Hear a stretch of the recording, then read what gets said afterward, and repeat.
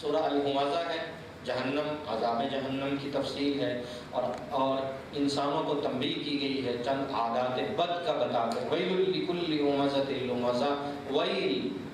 کل عرض کیا تھا ویل للمطففین میں کہ جہنم کے مختلف طبقات ہیں، اور سب سے گہرا وہ طبقہ جس میں سب سے زیادہ دردناک اور ہولناک سزائیں ہیں وہ ویل ہے۔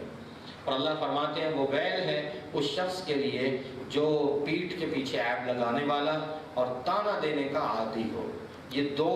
صفات جس کے اندر ہیں، اور اس کے ساتھ وہ مال کو جمع کرنے کا عادی ہے اور اس کو گن گن کے رکھتا ہے اور اللہ کا حق ادا نہیں کرتا،